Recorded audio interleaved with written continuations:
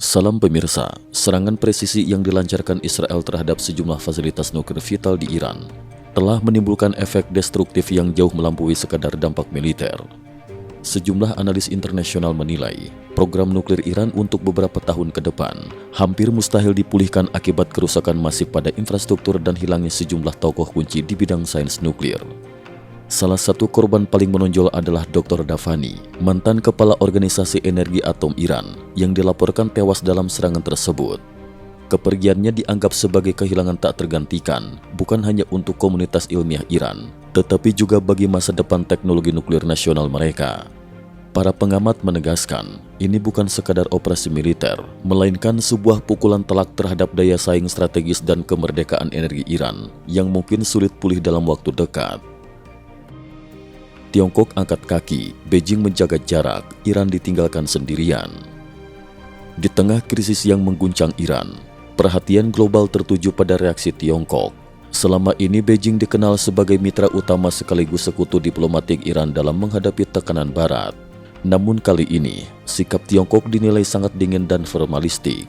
Kementerian Luar Negeri Tiongkok berulang kali hanya mengimbau semua pihak untuk menahan diri dan menghindari eskalasi, tanpa memberikan dukungan konkret atau langkah nyata untuk Iran. Lebih jauh, Presiden Xi Jinping dan Perdana Menteri Li Qiang hanya mengirimkan ucapan duka cita atas insiden kecelakaan pesawat di India, sama sekali menghindari pembahasan soal konflik militer yang tengah berkecamuk. Menurut analisis portal independen Kan Chongguo, respon Tiongkok yang sangat pasif ini menandakan bahwa Iran telah dibebaskan oleh Beijing. Secara ekonomi dan militer, Tiongkok memang tengah menghadapi tekanan berat. Produksi massal alutsista canggih belum siap, sistem pertahanan udara belum layak ekspor, teknologi navigasi Beidou belum stabil, dan kendala pasokan chip akibat sanksi Barat masih membelit. Dalam situasi seperti ini, Iran pun hanya mampu membeli beberapa prototipe senjata dari Tiongkok tanpa nilai tempur real di lapangan. Lebih lanjut, analis menyimpulkan bahwa Tiongkok bukan dengan sukarela mundur dari Timur Tengah, melainkan terpaksa angkat kaki di tengah malam akibat situasi yang tak terkendali. Krisis ini diyakini akan menjadi titik balik bagi ambisi Beijing membangun poros perlawanan global anti-Amerika. Negara-negara sekutu seperti Myanmar, Korea Utara, Venezuela, bahkan Rusia disebut berpotensi menjadi anak buangan berikutnya di mata Beijing. Iran babak belur, warganet Tiongkok menjadi penonton kritis.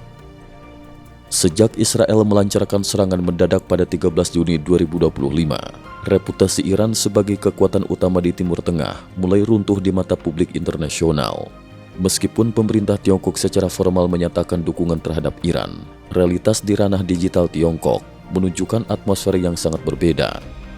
Di media sosial, terutama di platform seperti Weibo, warganet Tiongkok ramai-ramai menyindir dan menertawakan kegagalan Iran, bahkan membandingkannya dengan situasi politik di Beijing. Salah satu fokus utama adalah lemahnya sistem pertahanan udara Iran yang selama ini dipromosikan sebagai tak tertembus. Fakta di lapangan justru membuktikan sebaliknya, sistem pertahanan Iran rapuh dan tak mampu mencegah gelombang serangan Israel yang begitu cepat. Berbagai media mengonfirmasi bahwa sejumlah komandan tinggi Garda Revolusi dan ilmuwan nuklir Iran tewas dalam serangan tersebut. Meski Teheran sempat mengancam akan membalas, reaksi Iran dinilai sangat lambat dan terlalu lembek oleh banyak analis internasional. Bahkan di dunia maya yang terkenal sangat diawasi pemerintah, tetap saja muncul komentar-komentar pedas dari netizen Tiongkok. Banyak yang menyebut sistem pertahanan udara Iran bolong seperti saringan, hingga tidak sadar sama sekali akan datangnya ancaman.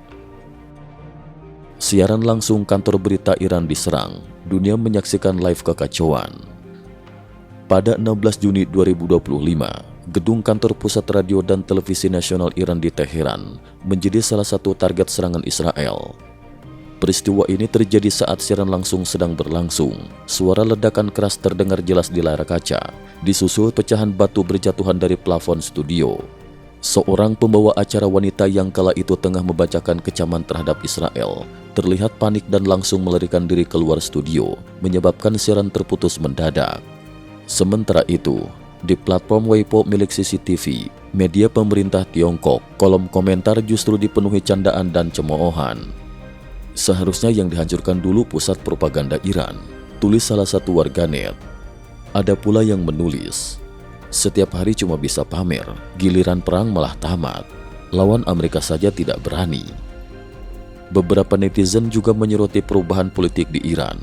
Ada yang berpendapat, kelompok pro-Amerika kini telah mendominasi parlemen, sementara jumlah rudal balasan yang dimiliki Iran semakin menipis. Dengan lumpuhnya program nuklir, Iran dinilai tak lagi punya kartu as untuk meningkatkan eskalasi konflik, bahkan isu pergantian rezim pun dianggap bukan mustahil. Komentar aktivis dan prediksi, Iran hancur, rezim otoriter lain menunggu giliran. Menariknya, pengamat pro-demokrasi asal Tiongkok, Tang Paiqiao, ikut menanggapi fenomena serangan Israel ke Iran dan reaksi warganet Tiongkok. Bayangkan jika suatu hari CCTV Tiongkok juga dibom saat sedang siaran langsung mengoceh propaganda. Pasti rezim Beijing tamat. Bukan bom yang menghancurkan PKT, Partai Komunis Tiongkok, tapi setelah itu tak akan ada orang berani jadi alat kekuasaan lagi, ungkapnya. Ia menambahkan, mungkin bahkan tak perlu menunggu sampai hari itu. Tiongkok bisa berubah jauh lebih cepat dari dugaan. Ketika propaganda negara runtuh, kepercayaan publik akan kolaps. Inilah yang sekarang mulai terjadi di Iran dan bisa menjadi pelajaran bagi negara-negara otoriter lain di dunia. Kesimpulan, era baru Timur Tengah dan dunia yang berubah. Serangan Israel ke Iran tidak hanya memporak-porandakan infrastruktur dan program nuklir Teheran, tapi juga memicu efek domino yang merembet ke hubungan internasional, tatanan politik kawasan, serta opini publik di negara-negara besar seperti Tiongkok. Iran kini menghadapi kenyataan pahit, lumpuhnya program nuklir, kehilangan ilmuwan terpenting, pelemahan kekuatan militer, serta makin tersaing di panggung diplomasi dunia. Sementara itu, Tiongkok yang selama ini dianggap sebagai saudara tua dan benteng pertahanan bagi Iran, perlahan menjauh dan mulai mencuci tangan dari krisis ini. Dari internet hingga panggung politik dunia, kehancuran Iran kini menjadi tontonan dan bahan peringatan bagi semua rezim otoriter. Ketika kekuasaan dibangun di atas propaganda dan sekutu palsu, maka kehancuran bisa datang dari luar maupun dalam, lebih cepat dari yang dibayangkan. Cukup sekian dulu, terima kasih atas perhatiannya.